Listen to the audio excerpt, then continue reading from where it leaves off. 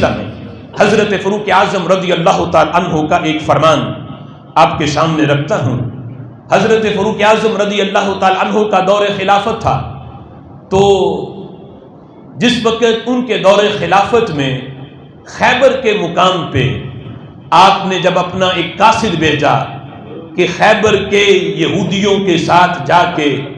حساب و کتاب کر کے آئے، تو جس وقت وہ بھیجا تو اسے وہاں قتل کر دیا گیا۔ تو حضرت فاروق اعظم رضی اللہ تعالی عنہ نے خیبر کے یہودیوں کو بلا لیا۔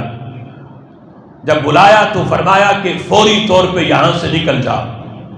خیبر کی زمین خالی کر دو، فوری طور پہ یہاں سے نکل جاؤ۔ وہ یہودی کہنے لگے، عمر تم ایسا کام کر رہے ہو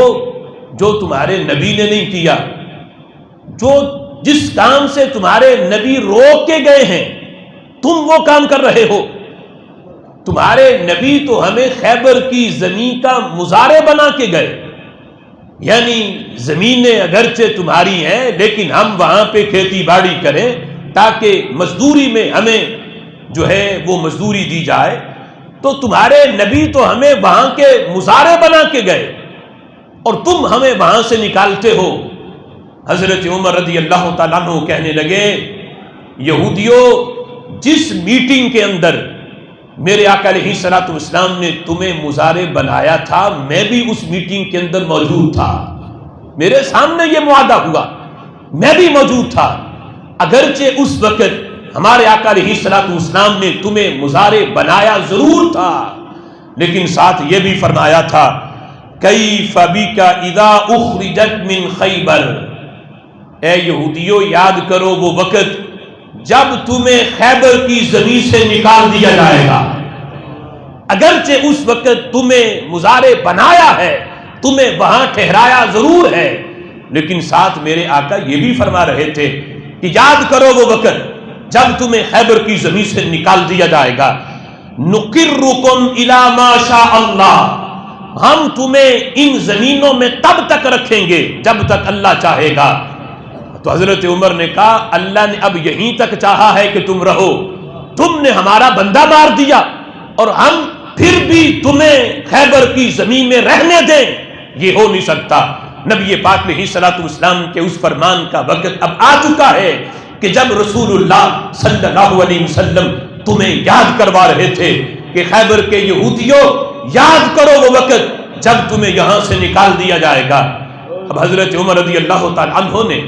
جب یہ بات کی تو یہودی کہنے لگے، اے عمر تمہارے نبی نے یہ بات کی ضرور تھی، ہم نے بھی سنی ہے، انہوں نے یہ فرمایا ضرور تھا، لیکن کانت ہذہ ہزیلا، لیکن انہوں نے تو یہ بات بطور مذاق کے کی تھی، اس وقت وہ سیریس نہیں تھے، مذاق کی حالت میں تھے، تو انہوں نے بطور مذاق کے یہ بات کر دی کہ تمہیں خیبر کی زمینوں سے نکال دیا جائے گا۔ حضرت عمر رضی اللہ تعالیٰ عنہ جلال میں آ گئے، فرمانے لگے، یہودیوں تم تباہ ہو جاؤ، تم یہ کہنا چاہتے ہو کہ ہمارے آقا علیہ الصلوۃ والسلام اگر مذاق میں بات کریں تو وہ معاذ اللہ جھوٹ بولتے ہیں، تم تباہ ہو جاؤ۔ ہمارے آقا علیہ الصلوۃ والسلام کی شان یہ ہے، وہ سنجیدگی میں بولیں پھر بھی سچ بولتے ہیں، اور مذاق میں بولیں پھر بھی ان کی زبان سے سچ ہی نکلتا ہے۔ تم یہ بات کر کے کہ انہوں نے بطور مذاق کی یہ بات کی تھی، تم ہمارے آقا علیہ الصلوۃ والسلام کی شان میں عیب لگاتے ہو کہ انہوں نے مذاق میں کہہ دیا تو اس کی کوئی حیثیت نہیں، یا مذاق میں کہہ دیا تو معاذ اللہ یہ سچ نہیں۔ حضرت عمر کہتے ہیں، اللہ نے ہمارے آقا علیہ الصلوۃ والسلام کو وہ زبان عطا کی ہے، وہ زبان جس کو سب کن کی کنجی کہیں، اس کی نافذ حکومت پہ لاکھوں سلام، تیری زبان سے جو نکلا وہ ہو کے رہا، جو کہا دن کو رات تو شام ہو کے رہی۔ ہمارے آقا علیہ الصلوۃ والسلام کا مقام یہ ہے، اللہ نے انہیں بولنے کے لحاظ سے ایسا وصف دیا ہے اور ایسا زبان انہیں عطا کی ہے، وما ينطق عن الهوى ان هو الا وحی یوحی، جب تک وحی کا نزول نہ ہو ان کی زبان حرکت میں نہیں آتی۔ وہ سنجیدگی میں بولے پھر بھی سچ بولتے ہیں، مذاق میں بولے پھر بھی ان کی زبان سے سچ ہی نکلتا ہے۔